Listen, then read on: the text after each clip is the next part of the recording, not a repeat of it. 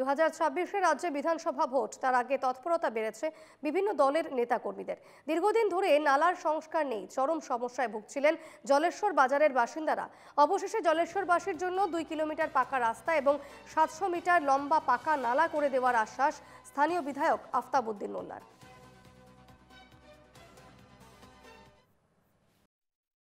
প্রথম অৱস্থাও নোৱাৰিলেও একেবাৰে শেহতীয়া অৱস্থাত মই আজি 1 বছৰ আগত জলেশ্বৰ বজাৰৰ যিটো পৰিস্থিতি দেখা পালোঁ, আহি পেলাই সকলোৰে লগত আলোচনা কৰিলোঁ। সকলোৱে এটাই কথা ক'লে যে ড্ৰেইন নহ'লে আমাৰ কাম নহ'ব।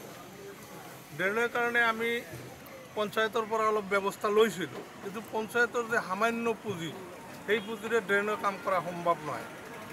সেইকাৰণে RIDF-ৰ টকা যেতিয়া আহিছে, সেই টকাৰে মই পীৰবাৰীৰ পৰা জলেশ্বৰ বজাৰলৈকে ৰাস্তাটো বহল আৰু ওখ হ'ব।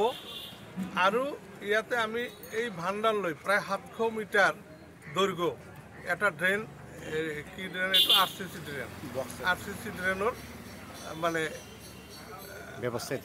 প্ৰস্তাৱ দিছিলোঁ আৰু ব্যৱস্থা কৰিছিলোঁ। ইতিমধ্যে টেণ্ডাৰ হৈ গ'ল, প্ৰায় অহা 28 তাৰিখে টেণ্ডাৰটো খুলিব। তাৰপিছত হয়তো এতিয়া কোন ঠিকাদাৰে কাম পায়, খুব অচিৰেই আমি ইঞ্জিনিয়াৰৰ লগত আলোচনা কৰিছোঁ, খুব সোনকালে মানে কাম পোৱাৰ লগে লগে যাতে কাম ষ্টাৰ্ট হয়, এটা ড্ৰেইন আৰু ৰাস্তাটো।